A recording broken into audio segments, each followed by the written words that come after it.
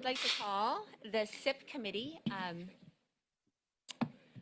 into order. And SIP stands for Strategic Initiatives and Planning Committee. So we are now called to order.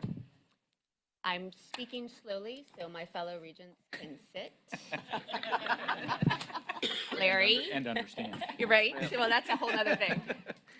Can we please confirm that we have a quorum? Thank you very much. The committee is expected to adjourn in about an hour. This is being live streamed and available on the ABOR Live link and also on youtube.com. So I guess we all now have a YouTube channel. Check us out. Very cool of us. Before we turn to our discussion today, we do need to approve the minutes from our prior meeting. Are there any questions or comments related to the minutes? Hearing none, I move the committee approve the public session minutes from the September 12th meeting of the Strategic Initiatives and Planning Committee meeting. Is there a second? Second. All in favor? Aye. Any opposed? Anybody abstaining? Thank you very much. Those have passed. Now for today's agenda, we're going to have a really exciting conversation because we're, as a part of what we want to do this year with this platform, is explore opportunities for enhancement, for collaboration in non-traditional fashions, for better alignment with what we can be doing from a state standpoint, from a regional standpoint, and even from a national standpoint, and how we support our universities as we move through the next decade. And so we are going to be discussing defense and military initiatives because there is I think a tremendous opportunity really for all three universities to engage there when it comes to research, when it comes to even natural resources, when it comes to a myriad of things that fall under the umbrella of national security. We are going to be focusing on some of the opportunities that Chair Mata has identified from a U of A standpoint, but that does not preclude us from also exploring opportunities with the other two sister institutions. So at this point, with that preamble, I'd like to invite Chair Mata to introduce the discussion topic and to sort of lead us through the preamble, if you will, before we have our panelists join us. Thank you, Chair. And fellow Regents, this has been a discussion I have had for a year and a half, and Regent Duval knows that because he even, he even briefed the Commanding Generals Summit in March and try to get, the buy-in into things that, the potential that can be coming from our university and academia. So I'm excited to introduce this strategic discussion to explore opportunities, not only with U of A, but also with the entire system, which is NAU and ASU and in defense and the military as a whole. So I also extend my sincere appreciation to the panelists that I asked to come in person that are here, or those that I believe will be in Zoom. I'm not sure, any of you probably will be in Zoom, and to take the time to provide their feedback, input, and possibility of how we can work this together.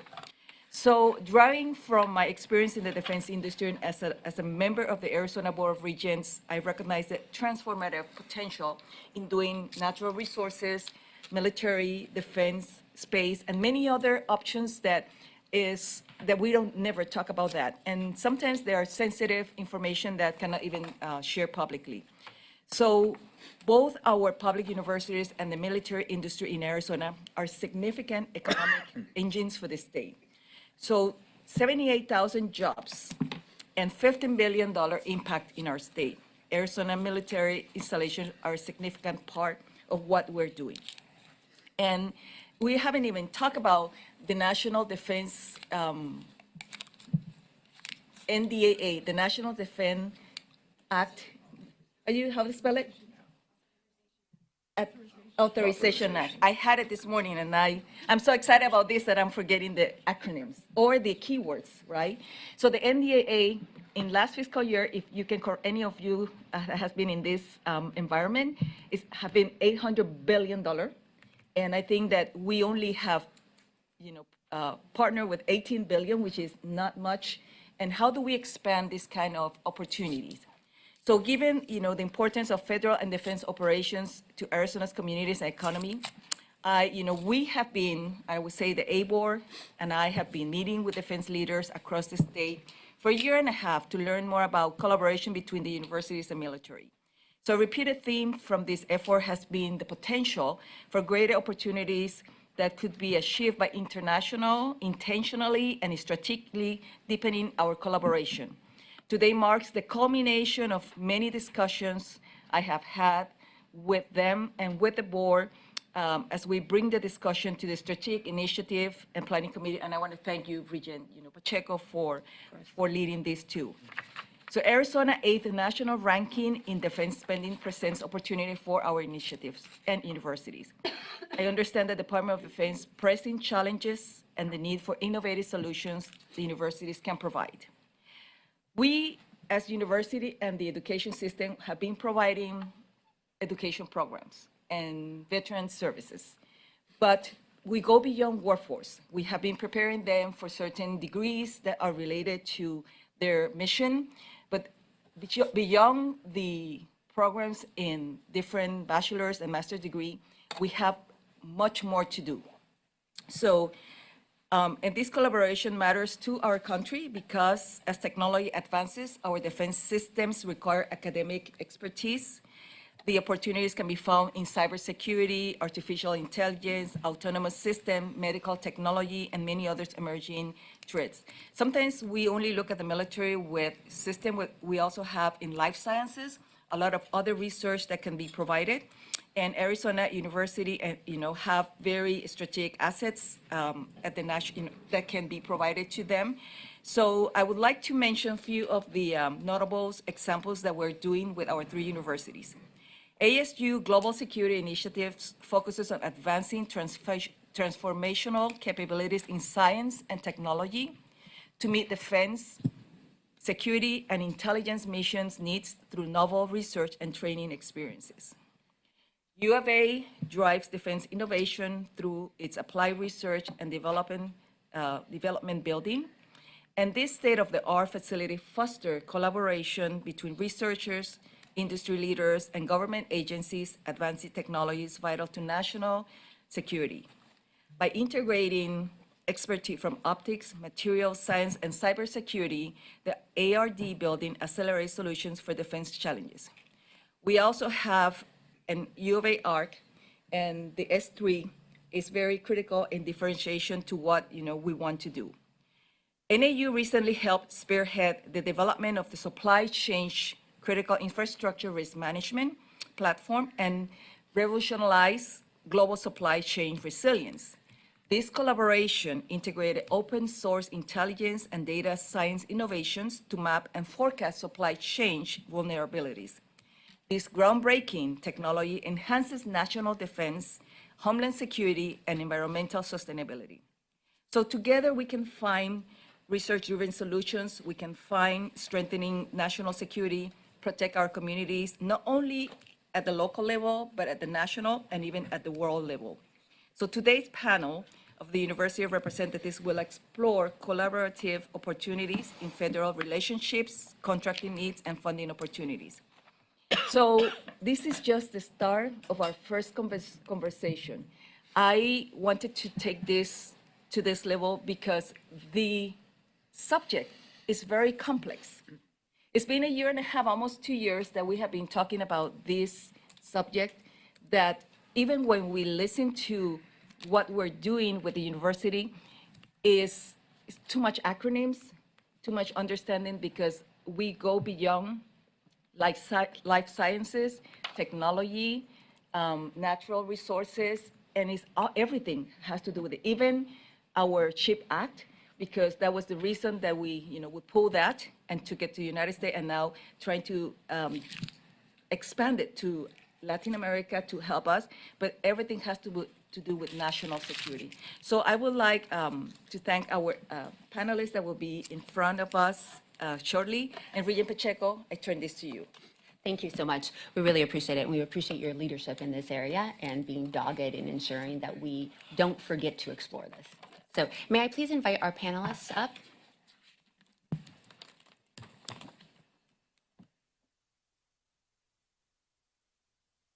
Quiet as they walk up. I feel like we should be playing that music. We might need some music for like when the panelists are walking up. Please sit down. Yeah, any, Yeah, Anywhere? any spot. Okay. Great. So what I'd like to do is to have you each, we're going to speed date through this first part. I'd like to have you both, or all three of you, briefly introduce yourselves and the sort of the area in which you operate from a university standpoint. And then we'll go into questions. I know there are going to be sort of some basic questions, and I also know that the regents will have additional questions as we sort of begin our dialogue. We want this to really be a conversation, so please don't feel like you need to create a PowerPoint presentation that's not really there, go through the slides. This is who I am. Yeah, and But really, yes, sorry, please. and don't forget we have NAU on Zoom and also Jason from U of A. Yeah. Okay. Absolutely. Thank you very much. And so those of you that have joined us on Zoom, we'll have you go right after the panelists that are here in person when we're introducing. And what I mean by speed dating is kind of snappy, right? So like Fast. not the 15-minute dissertation. Okay. No, please, the floor is yours. Okay. Can folks hear me okay? Yes. Okay, great. So first, I just want to thank Regent Mata for your leadership in this area. I think this is an incredibly important area. And in advance, apologize for my voice. I'm recovering from the latest plague my child brought from a school trip. We've all been there. Yes, Yeah. exactly. So I'm Nadia Bliss. I'm the Executive Director of the Global Security Initiative at Arizona State University, reporting to Dr. Sally Morton in Knowledge Enterprise, the Executive Vice President of Knowledge Enterprise. I am a computer scientist by training with 20 plus years of experience in national security R&D. First 10 years at MIT Lincoln Laboratory, which is a Department of Defense federally funded research and development center, and the last 12 at Arizona State University, first as an assistant vice president to Ponch, Dr. Ponch, NSF Director Ponch, and then the last 10 years running the Global Security Initiative, which we're about to celebrate our 10-year anniversary, which is very exciting. We oversee a large portfolio of national defense research, and I imagine that we'll go into that during the question and answer session. Hi, everyone. Thanks for having me. My name is Brianna Leitz. I serve as the Director of Public Enterprise Strategic Initiatives out of the Office of the COO at Arizona State University, and I support many of our military partnerships across the public enterprise. Thank you, everybody. I'm Austin Yamada. I run the University of Arizona Applied Research Corporation. This is my first opportunity to meet with all of you. So first, thank you, Chair Mata and Chair Pacheco for the committee. For this particular opportunity, it's close to my heart. So I spent 25 years as a civilian employee of the Department of Defense, mostly in intelligence programs, most of those years spent in the Pentagon. I retired as the Deputy Assistant Secretary of Defense for Special Operations and Combating Terrorism. I was there on 9/11 23 years ago. For those of you who have that memory, I still carry that. I like to say that I do take things personally, and I do hold a grudge. And so part of my reason for being here is to continue the effort that I've had throughout my career in national security. So did that 25 years, 10 years industry, usual suspects, Lockheed Martin, Mantech International, Kinetic North America. Last 10 years working in academia. I use that term loosely because I'm really not an academic, you can probably tell. I like to say I'm a bureaucrat, but I've been helping the University of Arizona position its research enterprise to better serve the defense and national security needs of the nation. So that's a little bit about myself, and so thank you for taking the time to address this very important issue. It's close to my heart, and I think the university system here in Arizona has a lot to offer. Thank you very much. Now to your colleague that's online from the U of A.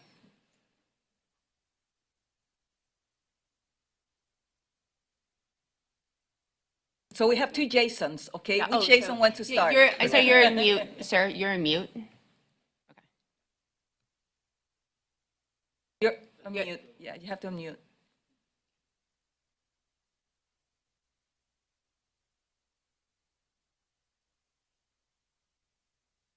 Jason Wilder, do you want to start? And then we have Jason Deno.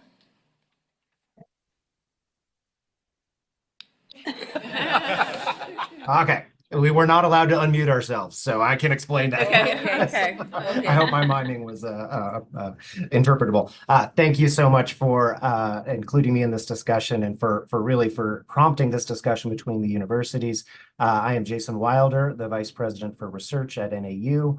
At NAU, defense funding has been a growing part of our research portfolio and become a very important component of the work that we do.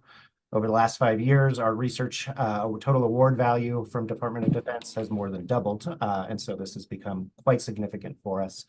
Looking forward to this conversation. I think as the smaller member of this Tri-U team, we have a lot that we can take advantage of from our partners at ASU and U of A, and we're already doing that. That's a major component of the success of our work. So I'm looking forward to this conversation. Thank you. Now the other Jason.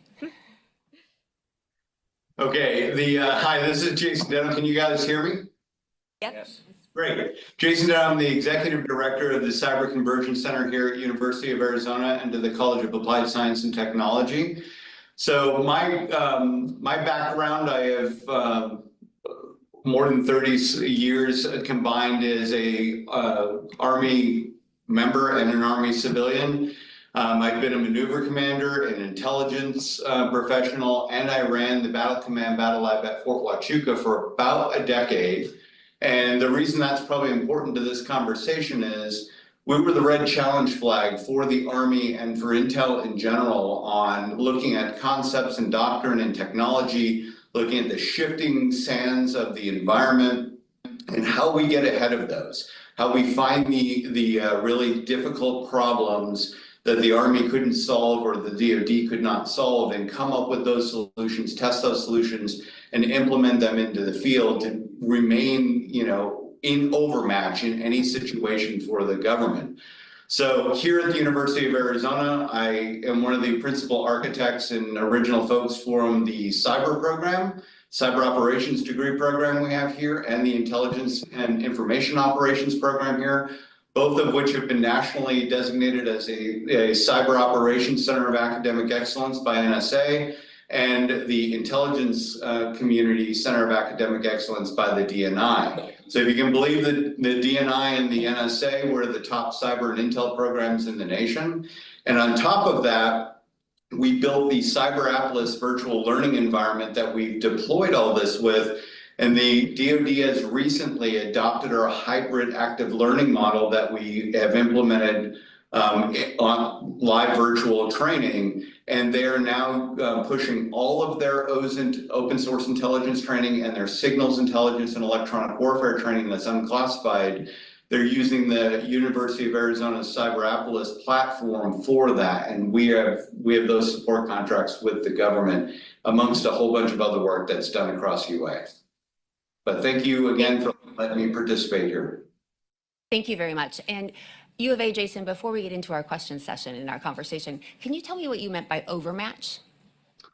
Yeah, so essentially, the U.S. government never wants to go into a fair fight, right?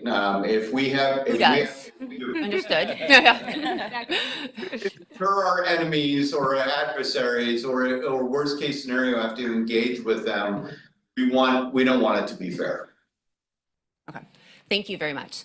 And now, so I'd like to start off the questions, and my fellow regents, please just let me know when you want to jump in. But really, if all of you, from your perspective, could address, are there national trends that you see coming that are going to be impacting sort of this space and what you imagine you're going to be able to do from a university standpoint? So what national trends are you seeing that are coming down the pike? Sure. Yeah, please. Start? Okay, Yeah. Great, fantastic, thank you. So one of the things that's sort of central to the Pentagon strategy is the critical technology areas. The Department of Defense is heavily invested in competition, particularly with China, but other peer adversaries. And at ASU, what we have done is we've really been proactive and anticipatory of those critical technology areas and have built out very strong portfolio of capabilities. So Can you define that for us? the critical technology areas, yeah. So the critical technology areas specifically, there are 14 of them, and that's not 14, that's 5. There are 14 critical technology areas, and they are things like advanced software, future wireless communication, human-machine interfaces, integrated sensor systems. So they're Do they not also have to do with typically. space at all? I'm sorry? Do they have to There do is a with- space one, absolutely. There's 14 of them. So yes, there's absolutely a space one. And what I would say, so from 20 plus years of experience with the Department of Defense, the names of those areas evolve, but what they are tends to stay pretty consistent. So as universities, we can be proactive in making sure we're developing top technologies that are relevant to the national security mission need. And so just as an example, at ASU, we have a portfolio of about $262 million of active programs with the Department of Defense. That's the current size of our portfolio. We've doubled our expenditures to $52 million in the last year, and we're projected to be 40% higher in this next current year, which will potentially put us in the top 20 universities nationwide. And the only ones above us are really the ones that have UARCs, University Affiliated Research Centers. So we have this huge portfolio centered around areas like advanced software and engineering, particularly in cybersecurity. We have about a $40 million portfolio in advanced cybersecurity research. So being able to look at code and identify how to heal it. If it's broken, if it has malware, detecting malware, that transitions into training opportunities too, both at sort of for civilian and military workforces. So that's kind of neat. We also have a very sophisticated portfolio in advanced communications. So that's 5G, future G, anything that is in your cell phones. Military systems need more of. So that's another $40 million portfolio. Then we have one of the 8 microelectronics hubs, which I actually really resonated with Regent Smata's point about transition. I think where we are at ASU is we have developed a broad enough capability portfolio that we are now getting partners asking for transition. So they want our unique Arizona technology to go into applications. So that's where we're positioned in microelectronics in our hub. That's where we're positioned in advanced communication. That's where we're positioned in cybersecurity and some of those AI things.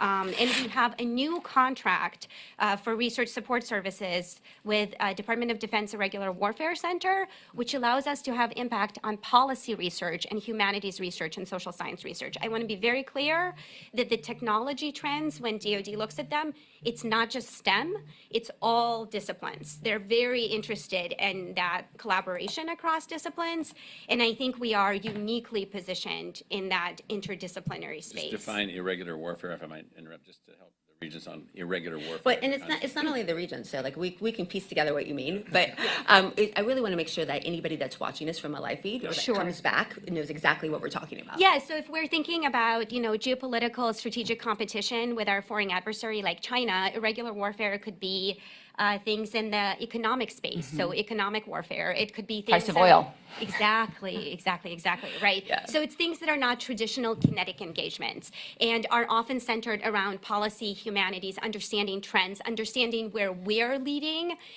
versus where we need to catch up, where we're maybe potentially falling behind. And so if I could distill down your beautiful description of sort of the trends that you're seeing, it's really how technology is impacting communication, how we talk and how we're able to distill information or intelligence from others. I think that's one of the areas. So and that kind of cuts across multiple levels, right? So we're looking at novel technology from the perspective of chips and microelectronics. We're looking for novel technology from the perspective of software and cyber. We're looking at novel technology from the perspective of artificial intelligence and how humans interact with artificial intelligence and what does it mean for society and what does it mean for the warfighter. And then we're looking at that entire ecosystem. So in a way, that's a really beautiful way to describe it. We're in this new information environment that has multiple layers that go all the way from hardware and devices and material science, all the way up to social science and policy and humanities research. Please. Yeah, thank you, Naida.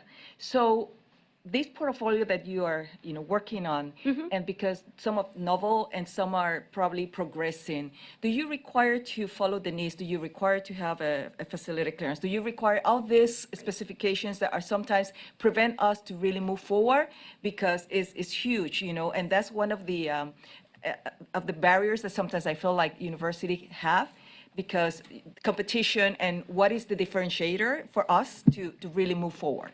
Yes, absolutely. That is a phenomenal question. And I also just resonating with Austin, this notion of, I was also in the defense community, or just about to enter the defense community around 9/11. And I have to tell you, I had this transformative experience on an analyst floor. I don't know if anybody's ever been on an analyst floor. I can't describe the specific one, but it's basically where analysts are looking at intelligence. And I saw an analyst shut down this advanced analytic and open an Excel spreadsheet. And I was like, of course, they're going to go to what they know and what they trust, not some wonky thing that a university put together. Right. So in everything we do, we think about that like user, warfighter, mission impact. So to your question, let me just run really quickly through some numbers, and then I'll address specifically. And I do want to make sure that we Yes. get trends from the others. Yes. I don't know if it would be better to come back from a regulatory standpoint to talk a little bit about That's your that. So would that be okay? Because I'd like all Yeah. three universities to touch on the regulatory structure. Yes, okay, so can you hold that thought and then, Absolutely. and put it Absolutely, there? I will yeah. hold. So if that's okay, I invite the U of A to also kind of give us a high level, like what trends or themes are you seeing nationally, and then NAU, please. Yeah, sure. I'll go first, Jason, unless you object. But I think we all appreciate what can happen when the interests and the horsepower of academia and the national security community are aligned. If you saw the movie Oppenheimer, you're familiar with what can happen on a grand scale when science meets national security, and they're both looking in the same direction, and they both put their efforts in the same direction. Fantastic results happen. The National Lab System, radar, sonar, GPS, all the results of when forces that shape the relationship between national security and academia are such that those two communities see things more in common than in instances where they are less inclined to work together. So right now, I think we're at when you talk about trends, I think there's a trend in national security and the general public appreciation of what the threat looks like. And as Nad just said, the threat does not look like the threat we saw in 1942. Threat is much different. Sometimes we can't even see this threat. We don't even know where it's coming from. So we don't enjoy, that's probably the wrong word, but we don't enjoy the common view of an existential threat from an academic standpoint and from a military standpoint. So that, I think, makes the coalition more difficult to achieve. That being said, I think the government, and I'm former government, but I think the government has come a long way in thinking, how do we leverage the power that exists on university research enterprise campuses to help us address the needs that we have. I think there are new ways of doing business. The old ways might have been, if you're a university, go write your grant and see if you get it. The new way is there are grants that are governed by a whole set of government, DOD regulations. There are contracts. Those are familiar. I'm sure most in the room are familiar with the Federal Acquisition Regulations and the Defense Federal Acquisition Regulations supplements that, and some would argue are trying to prevent good things from happening. So just to be clear, I'm not familiar with those, and I don't want to be. Yeah. So we'll just step back from that. So we don't need to touch it. They're kind Defense of acquisition is. It's very complex. Special. It yeah. sounds special. kind of rules of the road if you want to do business with the DOD. Yeah. And they're very challenging to deal with. So I believe the DoD is moving to try to become more agile, try to become more flexible, try to become more, to deliver solutions faster. So they're looking for ways, I won't say around those sets of regulations, but there are other transaction authorities that operate outside the purview of the federal acquisition regulations and supplements and all the things I just described. So I think the government, the trends I see coming from the government are, I'm trying to open the aperture for who I engage with, and it's not just Raytheon and Lockheed Martin and Boeing anymore. And that's really driven by the fact that these new threats are completely different. They're intangible, they come from everywhere. We have no idea really where they're going to come from or when they're going to come from, right? It's not necessarily like it's not Oppenheimer. Yes, it's not the same age anymore, so we have a different threat environment. But when there's a common motivation, a common sense of this threat and alignment of funding, I don't mean to underestimate the importance of money. I mean, money has to be aligned with the interest, the capabilities, and the need. So you have to have common understanding of where direction you're trying to go, how you're going to get there, and the gasoline to get you there. Now, one of the things that I think the government is trending to do more of is engaging those outside of the traditional defense industrial base. And those are college campuses, those are university research centers, those are non-traditional components. Where the cutting edge technology might be being created. Sure. I mean, Right. when the government had a major problem in 1942, they didn't go to Boeing or General Electric to get it solved. You know, they went to Cal Berkeley and they went to The University U of A, NASU, and NAU. Yes. Exactly. Because that's where the brightest minds are. That's where the cutting edge thinking is going on. That's where the discovery of new knowledge is going on. And it's that base that needs to be leveraged better than we've done, I'm using the royal we of the nation, better than we've done in the past to get that knowledge base of new knowledge transitioned across transformative capabilities so that we can deliver solutions and put, as Jason said, overmatch in play so that we don't have to fight a fair fight. And speaking of which, U of A, Jason, do you have anything to add from a national trend standpoint? Yeah, and if you can bear with me for a moment, because I think this is really important to shape the conversation for the state, because we do have a significant amount of opportunities based on what we see when it comes to the trends around the world and what evolution is happening right now. So, you know, the military is here to fight and win the nation's wars, right? And the DoD, when we look at how we work with them, we can work on them in a number of ways. But the problem with it is that the evolution of warfare that is happening right now, we see this unfolding in Ukraine, in Africa, around Israel, in other places in the Middle East and so forth. We're starting to see an evolution that is going beyond the air, land, sea type of fight that we think of back in the World War II era, right? And that's what the military was mostly built on. And they're kind of struggling to move forward. They've got a plan, they've got a lot of activities going forward, they're going to get there.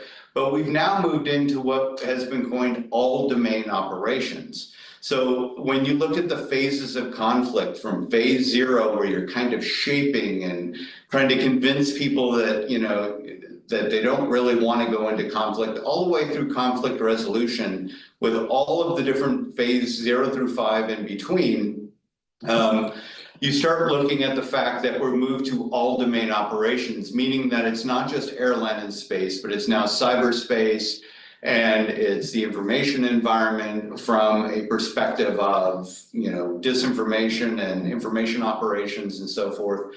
But the greatest component that we see right now as a trend across the globe in warfare and a struggle that's being looked at and not completely solved by the DoD at this point is we see the evolution of aerial, ground, surface, and subsurface autonomous systems. We see persistent ISR, intel surveillance and reconnaissance issues. We're looking at those coming together and seeing what's referred to as ISR strike. It is the intelligence, surveillance, and reconnaissance being teamed up with the actual combat systems that create those strikes, right? And what it's referred to as sensor to shooter. And the idea is that if you can have persistent ISR, if you can see everything mostly all the time, it's impossible to see everything all the time.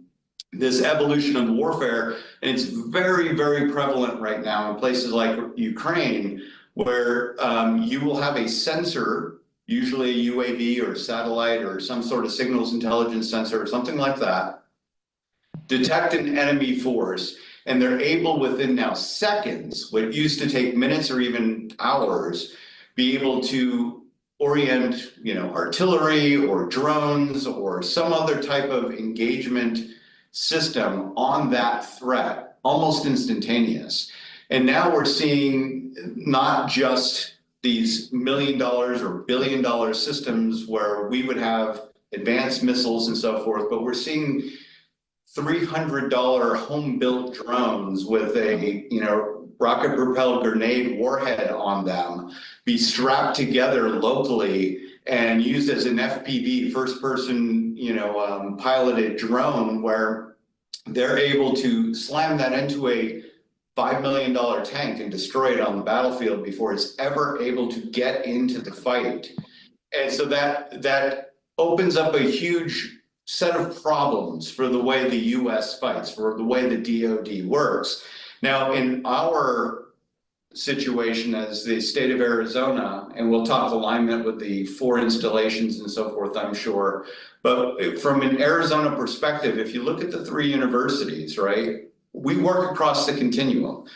We heard Nadia mention everything from policy, and I know that our NIU brethren do this phenomenal work in supply chain, but being able to not only deploy low-cost solutions as instead of, $1 million solutions, and then also be able to counter all of those technologies that are out there today. It doesn't matter if it's our engineering, our science, our optics, whether we're watching somebody else's supply chain to see their evolution and what they're about to use against us.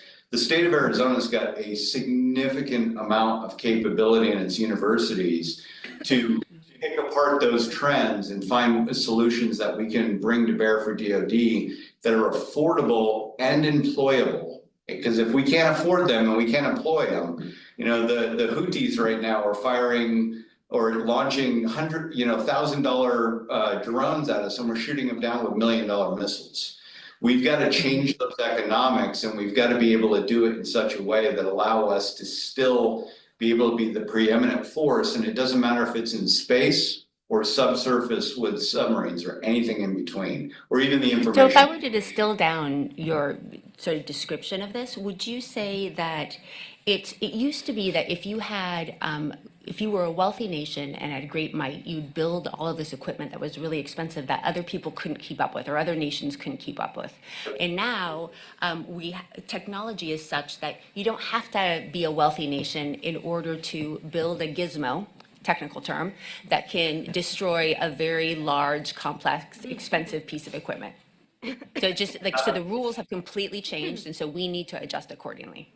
It's absolutely correct. And when you look at it, whether it's an insurgent force, whether it's a non-state actor using cyber or, very available commercial signals intelligence capabilities and location capabilities, and building, hobbyist type of aerial drones, you have the ability to stop the way the U.S. force actually operates, right? We are, especially with our communications, we can be seen very, very easily from space, either in communications or from visual or infrared spectrum. So we don't really hide anymore. Even aircraft carriers can't hide in the ocean anymore. They can be detected.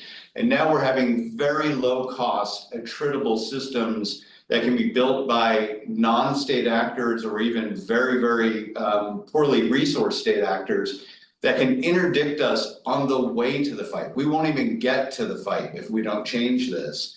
and they can cause so much damage on a org structure to us, whether it's a battalion or brigade, any kind of maneuver force that's trying to close with the enemy to destroy them, they could stop us in our tracks. And we see that every single day in about 6 or 7 places in the world right now. And, those are real problems that need to be countered. But more importantly, from a finance perspective, when we go to build those components, the AeroVironment, Switchblade 600s are phenomenal systems that are going to cost you hundreds of thousands of dollars, where our adversaries are doing it for hundreds of dollars right now and getting the same result. So It seems like their economics are a little better than ours. No, I'd like to invite Jason, NAU Jason, to share any sort of national trends that he is seeing. Yeah, thank you. And this has been a great start to the conversation. One thing that's clear from the ASU and U of A perspective, and this is true at NAU as well, is there's a tremendous interest from the Department of Defense in the talent, skills, and expertise of our faculty, right? And so that is true at NAU as well. And so one of the ways that we approach this is we work very hard to match our faculty with opportunities to address problems as articulated by defense where we can make a meaningful impact. And there are a lot of areas where we do that, again, because of the breadth of problems that the Department of Defense faces. So I'll pick up on just a couple different examples. So one would be the Department of Defense's strategy for the Arctic, which was released in June of this year. So this is looking at future needs and requirements for us to understand the Arctic, which is, of course, critical for our own defense.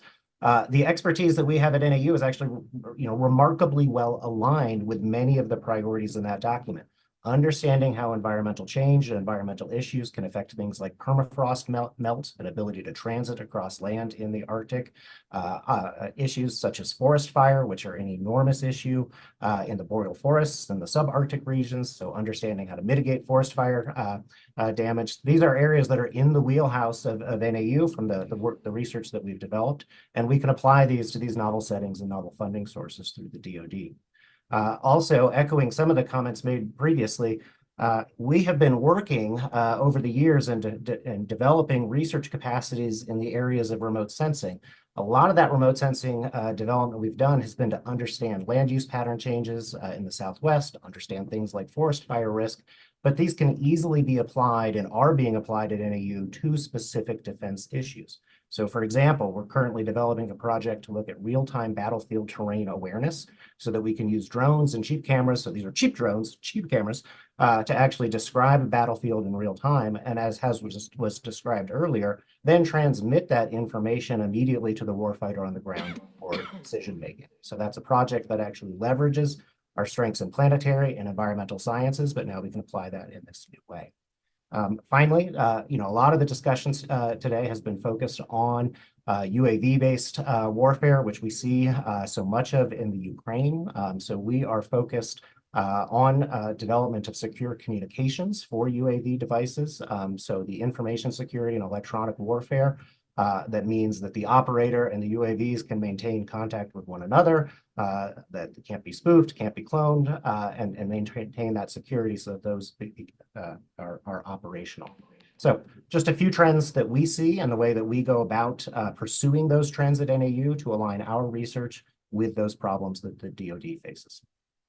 No, thank you very much. So again, to distill it down sort of in very simple terms, it's really navigating extreme conditions and what it takes to sort of understand the changes to those conditions, and then secure communication. So what I heard from all of you, again, distilling it down to sort of the bottom line, is it's technology that's assisting us in communicating more securely and gathering better intelligence in sort of a real-time fashion.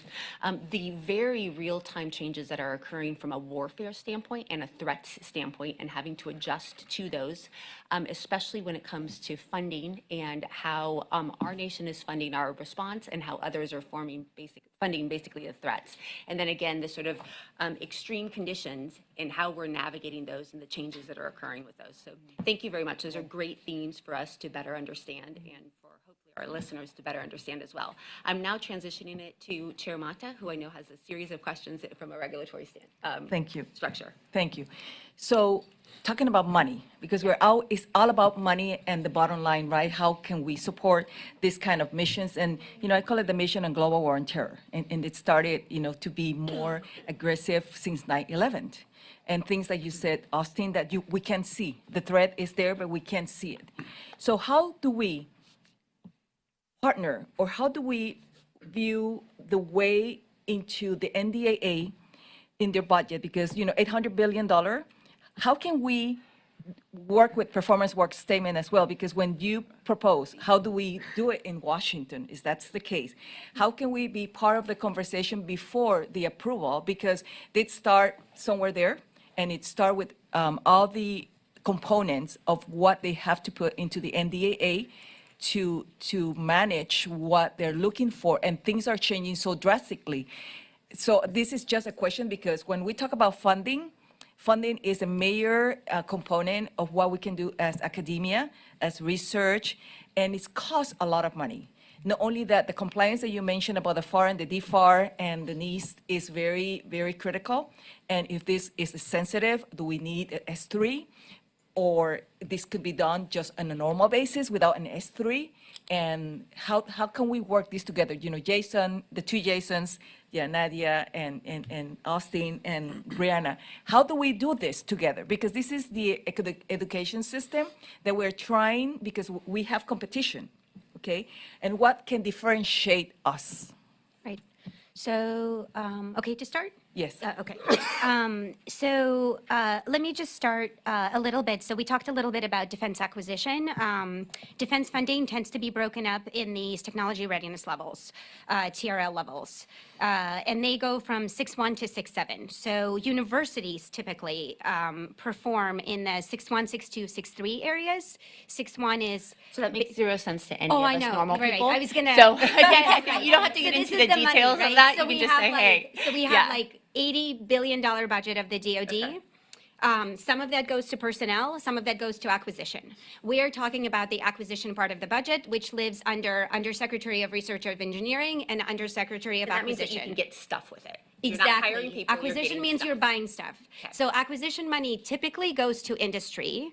Research and engineering money typically goes to universities, labs, and industry. And when it goes to universities and labs, is there a partnership typically with industry? So it's It industry depends. plus, or? So it depends. That's an excellent question. So in kind of working with the DoD, there are two things that matter. Advanced capability, so something unique that you can offer. In ASU's case, it could be really novel microelectronics technology or advanced secure communication technology. Or it could be the fact that we are more interdisciplinary than any other university I know that works with the DoD. So those are unique capabilities. Those unique capabilities have to be matched to mission need. So Department of Defense doesn't care if it's cool. Department of Defense cares about what are you doing for me lately. So if you have that unique capability matched to mission need, you have opportunities to innovate at that basic research level, typically on your own. You can do that on your own. Department of Defense usually has about $6 to $7 billion of basic research. Then applied research is either on your own or with partners.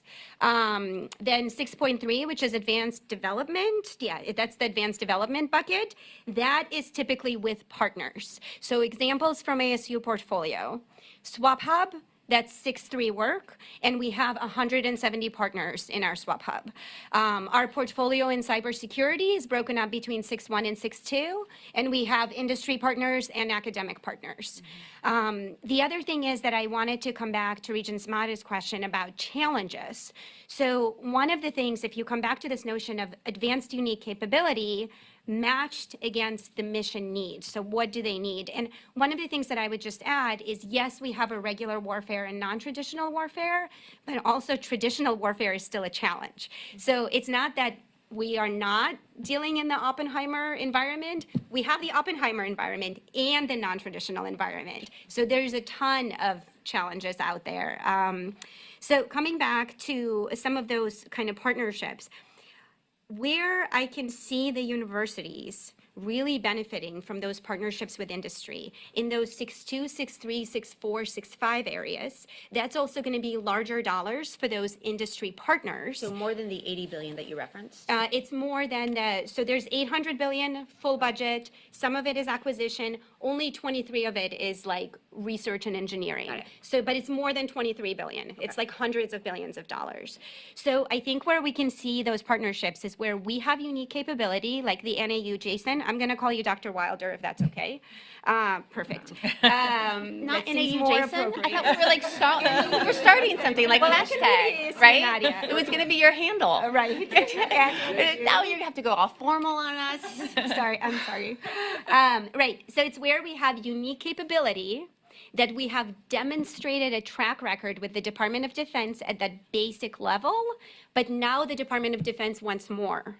So now we can bring in an industry partner, and now we can pursue much bigger contracts where university still gets to do it research and applied research part, but the industry also gets to benefit and bring it into classified environment. And I think well, actually, I can't speak for NAU. I can't speak for U of A either, but I do know that both ASU and U of A have classified environments and personnel with clearances, myself included. So NAU, Dr. Wilder, do you have a security or a clearance area as well? We do not. And so I wanted to bring this up as a key issue for us at NAU, right? Partner with us. And we do. So we work closely with U of A and ASU. And so, but it is still a struggle to solve all of our problems. So when we bring in a new contract, oftentimes, of course, there's sensitive information, right? And that sensitive information ranges from controlled unclassified information, or CUI, which is sort of the lowest level of information that we need to regulate, all the way up to classified information, right? And so these are dealing with that sort of information is something where our institutional readiness is, quite frankly, fairly low. And so there are solutions that I think if we pursue at a statewide level to make clear with agreements between the universities how we address the information security compliance requirements of DoD contracting, that would solve a major problem that we have. And if I can on that, Yeah. Second. Regent Brewster? Oh, yeah. Nadia, you talked about partners, Yes, and I'm going to guess in this space that could be large, sure. any number of partners. Yeah, But is so- that private partners? Yeah. Is that public university partners? I just want to make sure I understand partners, because Sure. I'm going to guess there are certain defense industry companies That have get facilities and, that yeah. get a lot of this coming at them. So Right. why, if you're going to go choose a partner, do they choose Arizona State, U of A, NAU, et cetera? So I'll answer both parts of that. So let me see. Some example of partnerships that we have. We have a partnership with Raytheon where we have a facility in Skysong. So that's a facility partnership. And we also have a pipeline of students. They reach out to our faculty Skysong is one of our 7 innovation campuses that the issue has. in Scottsdale, just north. Is that north? Yes, north of here. I do know my direction. We have partnerships with national labs, so entities like MITRE, for example, Oak Ridge, those type of places. We absolutely have partnerships with universities. Those are going to be our per contract. I mean, and we have grants, we have contracts, we have cooperative agreements, we have other transactional authorities. So the hub, actually, the microelectronics hub is other transactional authorities, and we've participated in IDIQs, which is another one. So the last, And intergovernmental agreements. and we do have intergovernmental agreements, yes, sir. And do you have agreements with other countries? We have partnerships with our AUKUS partners. So AUKUS stands for Australia, UK, and United States. So that's a Department of Defense priority. It's a subset of Five Eyes, which is Intelligence Alliance, which also includes New Zealand and Canada. And we have a trilateral partnership with King's College London and University of New South Wales in Australia. And we have joint proposals to federal agencies like DARPA together, which is very competitive. And we, to Regent Mata's point, we maintain relationships in Washington where we ensure that we're in the discussions as to what are the trends where multiple countries in the alliance can bring to bear. So coming back to, one other partnership example I wanted to give is we're part of University of Maryland's ARLIS consortium. That's their UARC, University Applied Research Center, which has an IDIQ, so it allows us sort of direct paths to the government if we have matching technology. Why would anybody choose ASU, U of A, or NAU? It comes back down to unique capability. And that unique capability is so specific areas where we're getting called upon, where we're like the phone is ringing, is cyber, is advanced comms, future G, is microelectronics, some elements of artificial intelligence, and irregular warfare. That's where we're getting called upon at the moment. There are other areas where we do work, but it's maybe not quite ready to transition. Key areas that are primed for growth are biosecurity and space. And then another area where we're engaged in a more applied level is sustainability and grids. So something that was mentioned earlier. Can I just make one other point on how do we engage in those national conversations? And then I will promise I will shut up. I think it's really important. Only if you will refer to him as NAU Jason. All right. NAU Jason, can I make another point? Yeah. Is that cool? Okay. So one other thing that I think is really important is we in Arizona are very much in the dialogue. So most recently, I just participated on a consensus study for the Department of Defense that was run by the National Academies on the need to engage HBCUs, HSIs, and CCUs, tribal colleges, in Department of Defense research. So that's where in the conversation at the undersecretary level, what are the trends? Another panel that I'm participating on is a National Academy's Transformative S&T for the Department of Defense. That informs Undersecretary of Defense for Research and Engineering on what the trends are and what new technologies are emerging. And increasingly, I'm hearing Arizona in conversations in the Pentagon, in Washington, D.C. So I'm with you 100%. Like, you want to be there before and kind of guided while being very, very conscious of the mission need, not overstepping, but conscious of the need. Yeah, and if you can write the PWS would be best. Okay, so thank you so much, Nadia. So I want to ask this to Austin. Austin, what is the differentiation that you can bring to the table at U of A? You know, I heard Nadia talking about, you have an ARC? Do you have the facility at the SkySun that President Crow just mentioned? What is the difference? Because what we want to bring together, the three universities, like Jason from NAU, Jason? NAU, Jason. Yeah, NAU Jason said NAU that he doesn't yeah. have the capabilities for CUI. The CUI is the basic, which is level 1. So level 2 and level 3 is more complex. So what is the differentiation that we can work together? ASU, if you have it or not have it, U of A, if you have it, where are we with that? Because we want to differentiate. Because competing at the same time is like everybody in the same, you get tired, you get drained. So what do we need to do to make that difference, among our three public universities and cooperate and work together? It's a great ambition. Let me try to fill in some of the color behind what Nadia described. I'm a great arm waver. So I'll just say, if you look at the research continuum, starting with basic research and ending with applied research and advanced concept development and solution delivery, this is a continuum here. Universities tend to do really well and are primarily focused on the left-hand side of this continuum. That is the discovery of new knowledge and sharing that new knowledge with your peers. And creating new opportunities for mankind. Lofty way of saying this is basic research, primarily done by principal investigators, primarily funded through grants, primarily done on university campuses, unclassified. That's the left-hand side of the continuum. As you move across, and Nadia touched on technology readiness levels. That's the maturity of your technology. You move from left to right. You also move across some barriers or some impediments to movement. Those are things like, this technology must be controlled under International Trafficking in Arms Control Regulations, ITAR. This technology must be controlled, is not classified. I mean, it is unclassified, but it is controlled. So that only the government can come up with that. It's controlled, but unclassified information. So now we have to deal with that, and NAU, Jason mentioned that. So that's another set of impediments or obstacles to engage in. Then start moving into classified. Also, because of our time, I Yes. would love to make sure that we get Chair Mata's questions addressed about like what makes the U of A special, like what in So this what we're space. building at the U of A is a capability to transition across the spectrum of controls.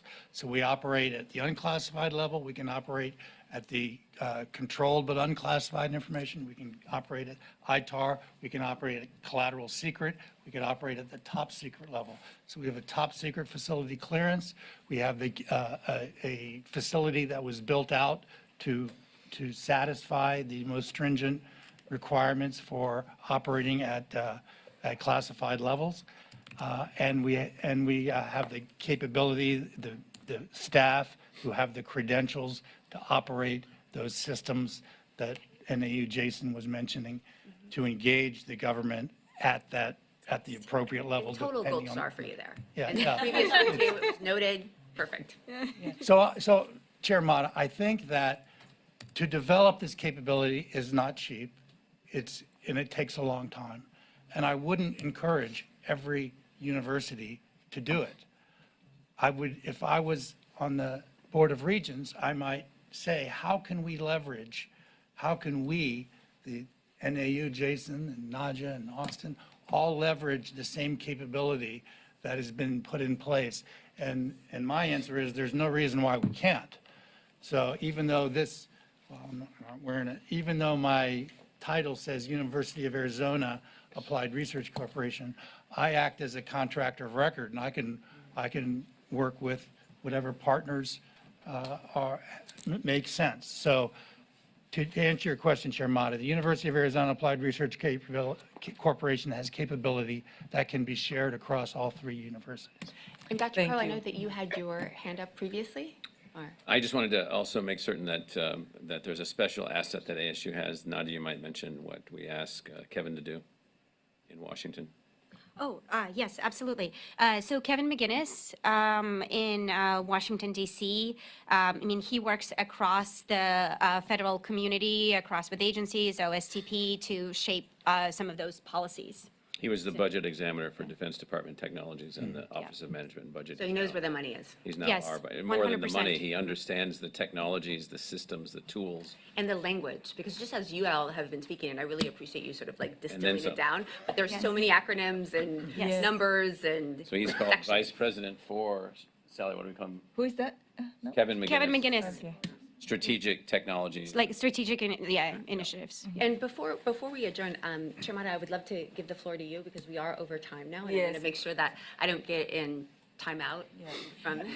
No, yeah, right. I want to thank all the panelists, including our Zoom to Jason, NAU Jason, U of A Jason.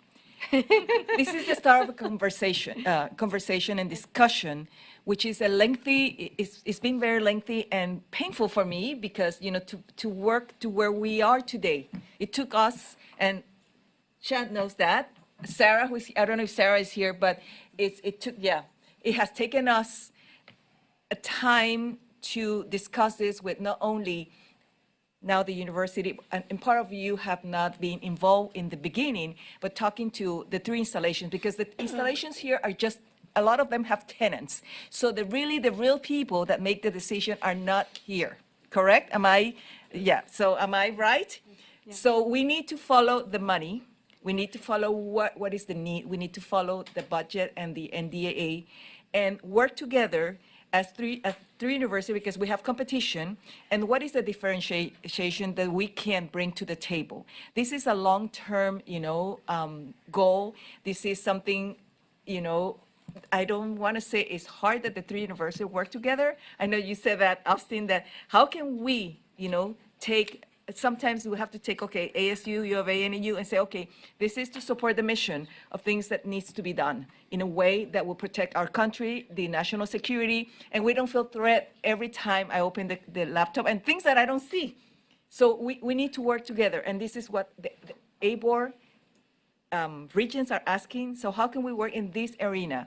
And I will support this initiative as long as my next 4 years, because that's all I have left, and fight and work for the funding and in a big picture and how the board can support this amazing team of university researchers and university, people that are sitting here to start with, and how the conversation will continue. And we will have our next probably summit very soon in April. And we're hiring someone that will be the subject matter expert to support from the board at the board level. Okay? Thank you so much. So Thank you. first, Chair, Yeah, President Crow, okay. Just a very quick comment specific to your comments, Madam Chair, and that is, clearly, we're not in the first line of the defense of the United States with the armed forces, et cetera, but we are in the second line of defense of the Yeah. armed forces. That's not understood by our legislature very well. It's not understood by Arizonans very well. All three universities are actively engaged in all of this and then some. So then it therefore means from time to time, you can't be in the second line of defense unless the state of Arizona is an active participant. We lost a $100 million project years ago because we couldn't get the state to agree to be a participant, because they didn't believe that we were doing what we were doing, or they didn't want to be a participant. And so it turns out that the defense of the United States does include the universities. It does include the National Guard. It does include other elements that are under the state's control. The state's 3 public universities are under the state's control. But the state sometimes has to join with the federal government in an initiative related to the defense of the United States. We do not have that logic here. well, we're going to change that, because I think the more we can share information, the more we can engage, I think the better it's understood. So thank you very much for that. And Chair Mata, thank you so much for bringing this forward.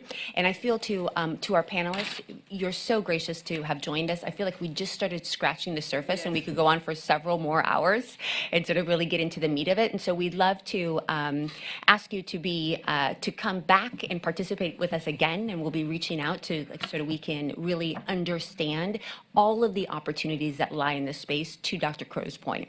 And I want to apologize for both NAU Jason and U of A Jason for the mute fumble at the beginning. I think it was on our part, not on your part, and so I apologize for that.